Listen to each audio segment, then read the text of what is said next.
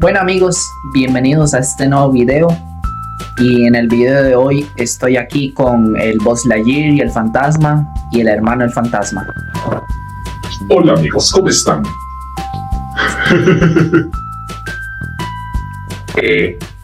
No sé qué decir. Hermano de fantasma, solamente salude. Hola.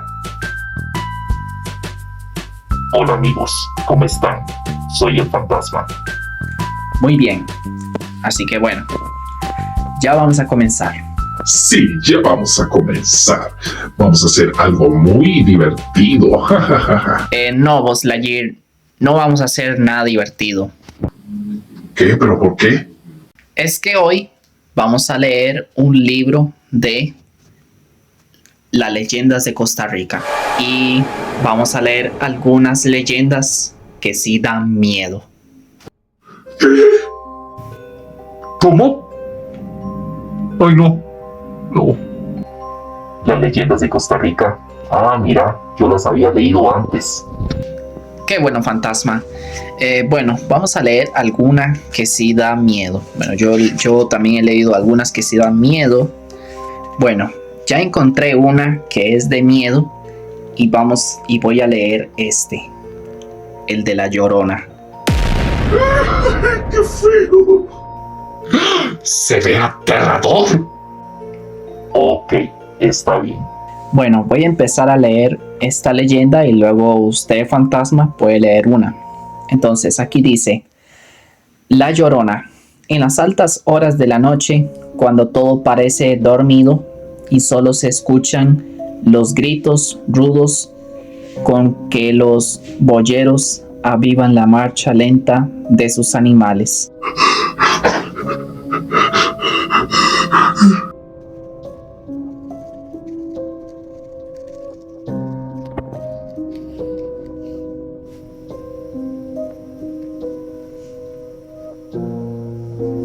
Estoy un poco asustado.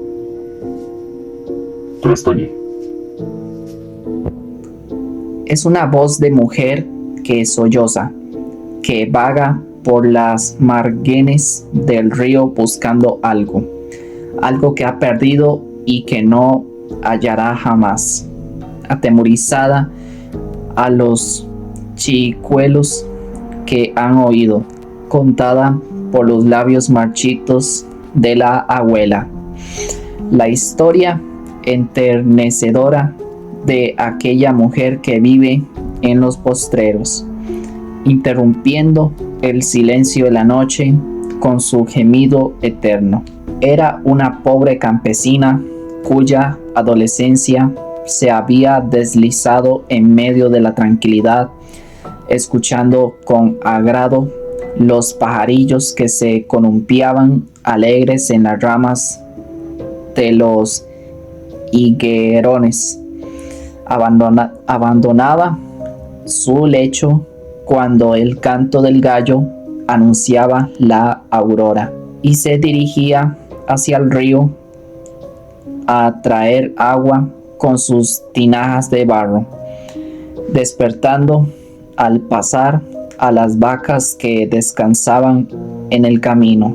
Era feliz amando la naturaleza. Pero una vez que llegó a la hacienda de la familia del patrón en la época de verano, la hermosa campesina pudo observar el lujo y la coquetería de las señoritas que venían de San José. Hizo la comparación entre los encantos de aquellas mujeres y los suyos. Vio que su cuerpo era tan cimbriante como el de ellas, que poseían una bonita cara, una sonrisa trastornadora, y se decidió a imitarlas. Como era hacendosa, la patrona la tomó a su servicio y la trajo a la capital, donde al poco tiempo fue corrompida por sus compañeras. Y los grandes vicios que se tienen en las capitales y el grado de libertinaje en el que son absorbidas por las metrópolis. Fue seducida por un jovencito de esos que en los salones se dan tono con su cultura y que con frecuencia amanecen completamente ebrios en las casas de tolerancia.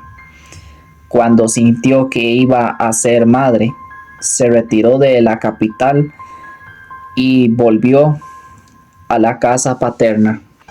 A escondidas de su madre, dio a luz a una preciosa niñita que arrojó enseguida al sitio en donde el río era más profundo.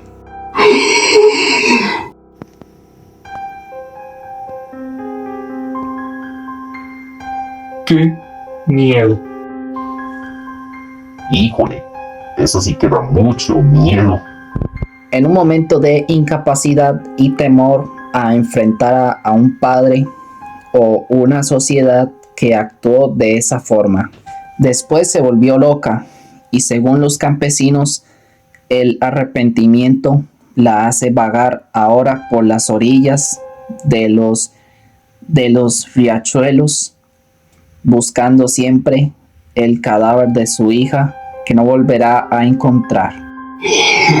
¡Oh, no! Esta triste leyenda que día a día la vemos con más frecuencia que ayer, debido al crecimiento de la sociedad, de que ya no son los ríos, sino las letrinas y tanques sépticos, donde el respeto por la vida ha pasado a otro plano.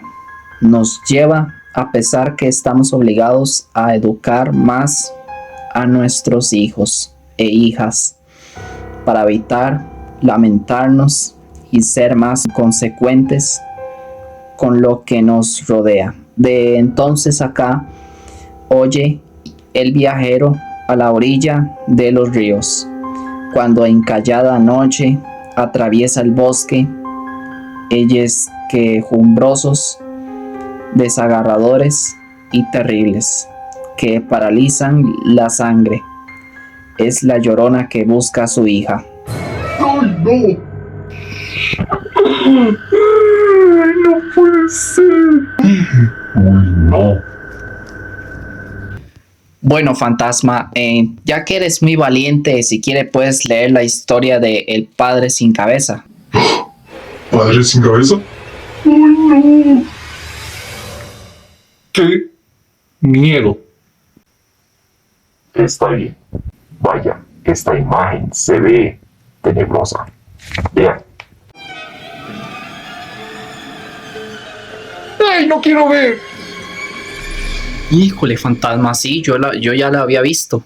Ahí vamos ustedes dos. No sean muy exagerados, solamente pongan atención a la historia. Bueno, voy a empezar a leer. Voy a pasar la página. Y aquí dice: El Padre Sin Cabeza. Eran aquellos tiempos de fusil de chispa, no tan distantes que digamos. Tiempos de oro y de alegrías, en que nuestros antepasados, libres del aprisionamiento fastuoso de la moderna civilización, que vivían a su modo, pobre y humildemente, pero siempre contentos y alegres. Nuestro pueblo de labriegos sencillos, formado, conservó de los conquistadores gallegos que vinieron de la madre España en busca de oro y de tierras para aumentar el poderío de León Ibero, su amor entrañable al hogar, su fe religiosa y la soncería peculiar que lo hizo crédulo y creyencero. A más de las fiestas de la iglesia que formaban lista en el año. Nuestros abuelos celebran con menos pompa, pero sí con más alegría. 2 festivales cívicos el 27 de abril y la independencia. Esto es el aniversario del golpe de cuartel del general Don Tomás Guardia y el 15 de septiembre adoptado en Centroamérica como fecha de la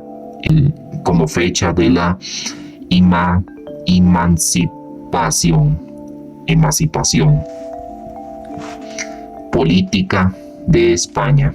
El programa era corto: bailes populares al aire libre y repartición de licor, estallido de cohetes y bombas, gritos y de en cuando algunos mojicones por copa de más o de menos, y nuestros campesinos todos guardaban su pala y el machete, limpiaban un poco sus manos, blanqueaban a fuerza de eje sus agrietados pies y salían al anochecer a divertirse con sus respectivas familias, danzando al claror de la luz que despedían los faroles de cafín o los reverberos de manteca. Y aquí entramos en nuestra relación respecto al sucedido de la calle del cura.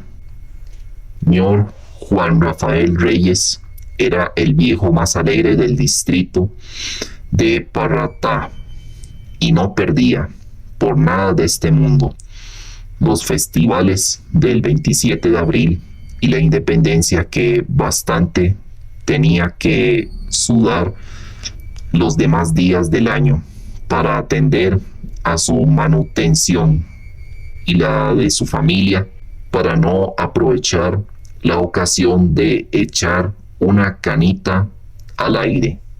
En su caserío eran bastantes recogidos, ajenos a todo.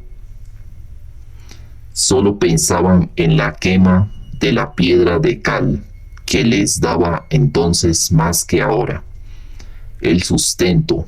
Las fechas memorables pasaban casi inadvertidas, por lo que el señor Juan Rafael se veía obligado a ir hasta la villa para colmar sus ansias de fiesta.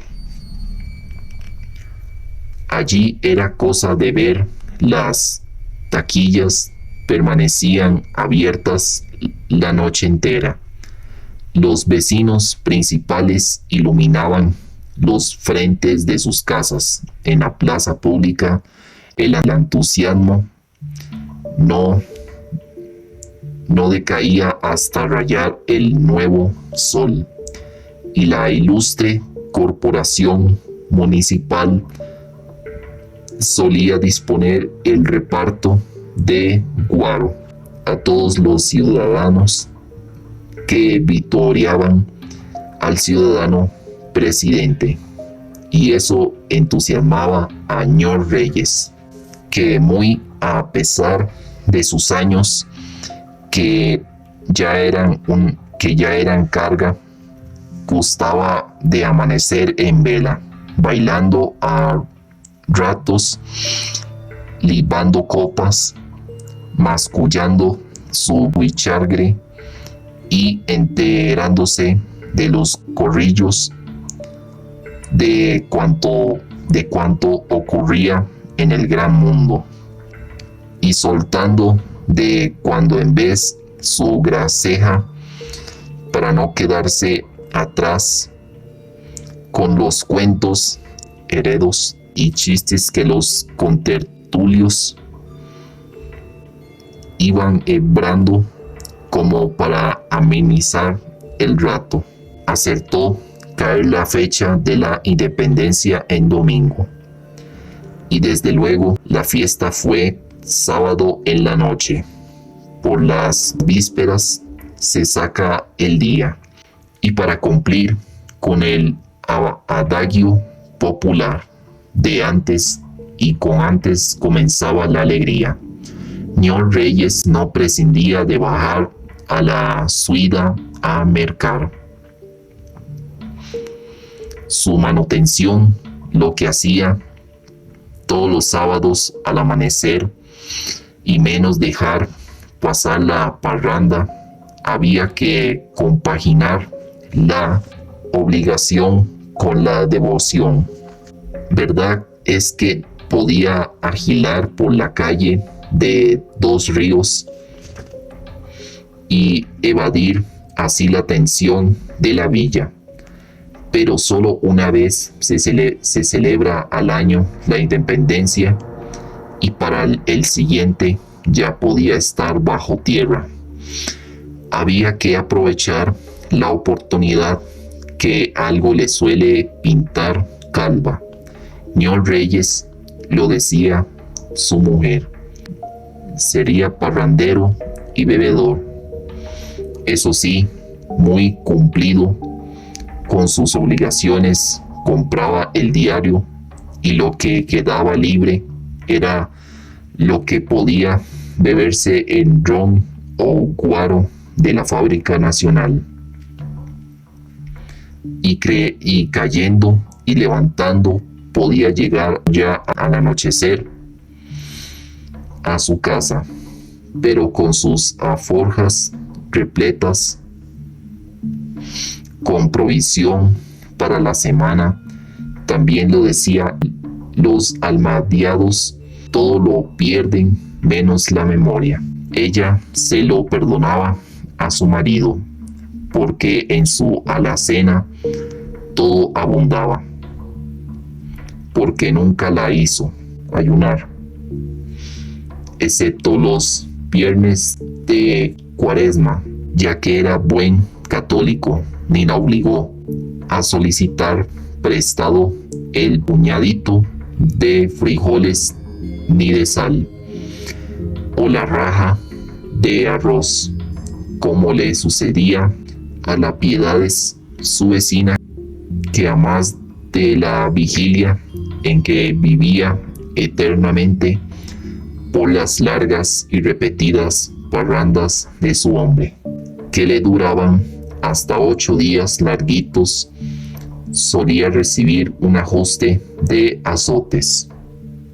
Y todo se puede aguantar, menos eso de que un manguela alce la mano contra su mujer.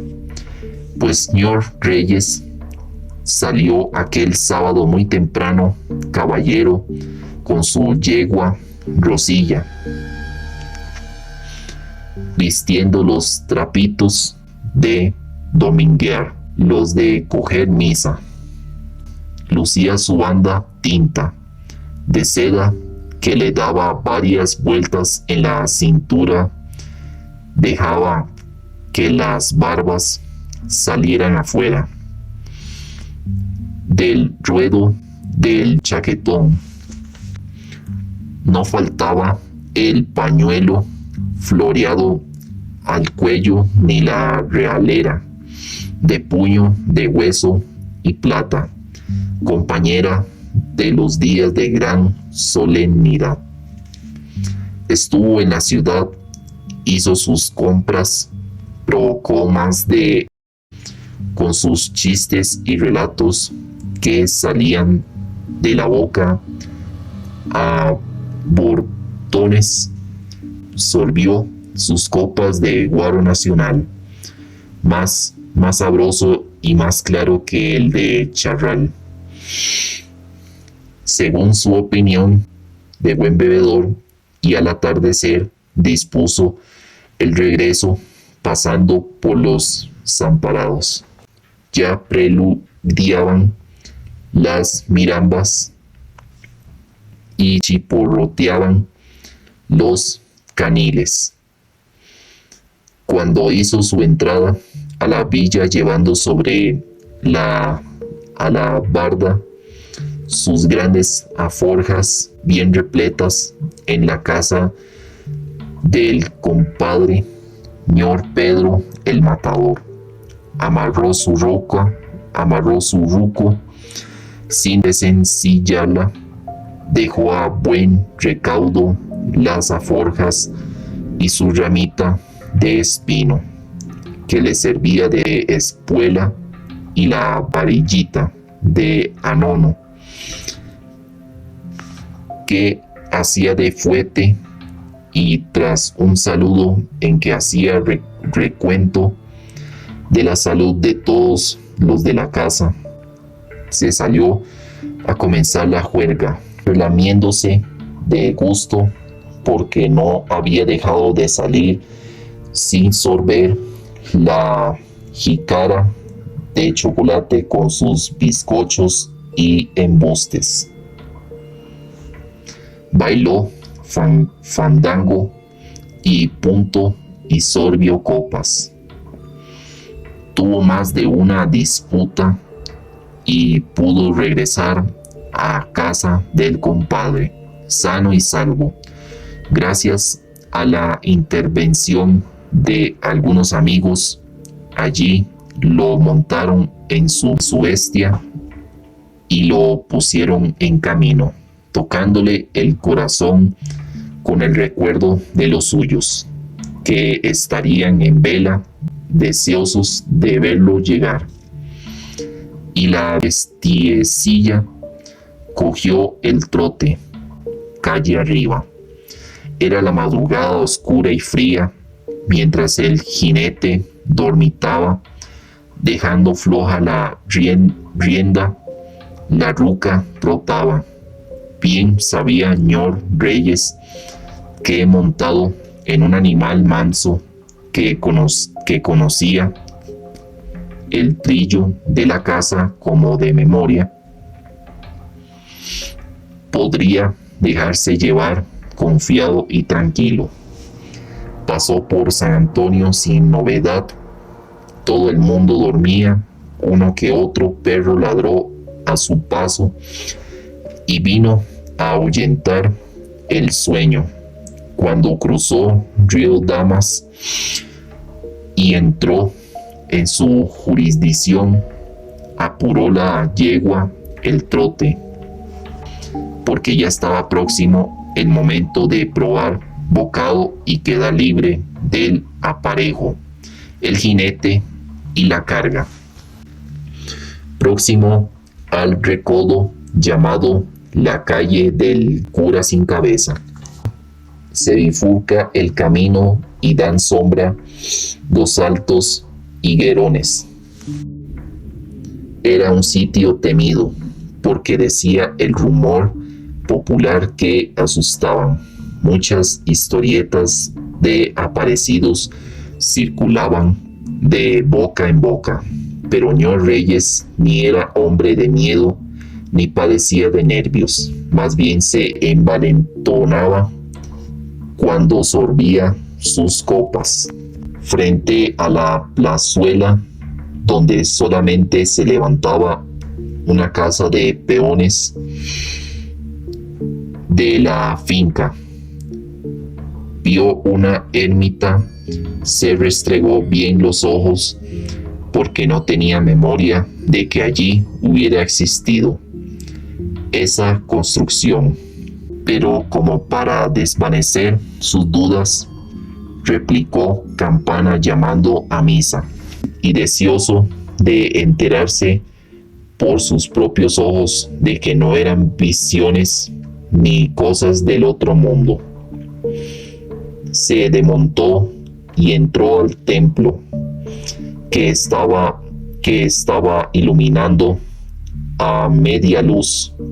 Se hincó a cantar el Dominus Vobiscum y se dio cuenta de que al padre le faltaba la cabeza.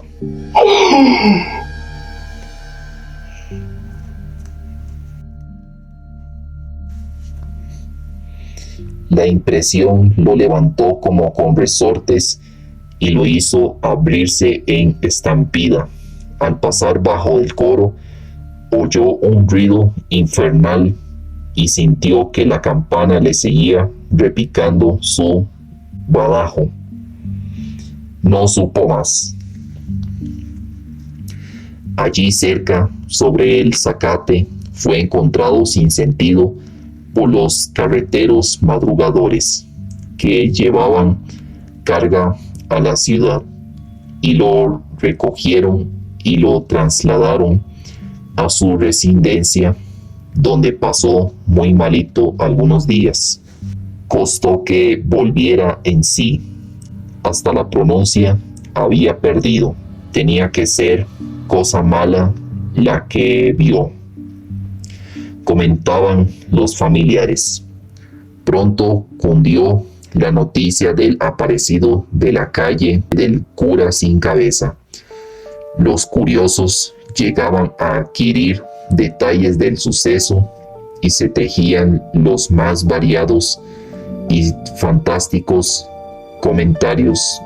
El tío Melitón, que era muy ladino, definió el asunto: acechanzas del demonio. Ñor Reyes había asistido a sus propios funerales en Cartago de sus pecados. Naturalmente, nunca más volvió a pasar en deshoras por ese camino. Si iba a la ciudad, regresaba tempranito, y por si tenía que viajar en carretera para evitar que los bueyes se asolearan, madrugaba, pero siempre esperaba a otros compañeros, que 2 hombres se valen mejor que uno. La moralidad pública habría ganado mucho, ya que se consumía menos licor nacional en la villa. Si no se le ocurre a un vivo llevar al barrio licor clandestino de agua caliente, evitando así el viaje a la villa, pasando por la calle del cura sin cabeza. En horas de la noche han pasado muchos años y el suceso apenas si se recuerda. El trecho de camino conserva el nombre de la calle del cura sin cabeza, y la conseja del aparecido sigue siendo como una lección de moral, pero nadie escarmienta en cabeza ajena. Y listo, ya terminé. Uy, vaya, qué tremendas historias esas. Sí, claro, qué tremendas historias esas. Y creo que después de esto no voy a poder dormir durante toda esta noche. Qué bueno, fantasma, que hayas leído esa historia. Y bueno, solamente ya eso es todo. Así que nos vemos en el próximo video. Y dale like, suscríbanse para leer más historietas y más leyendas de terror. Y bueno, nos vemos a la próxima. Hasta luego.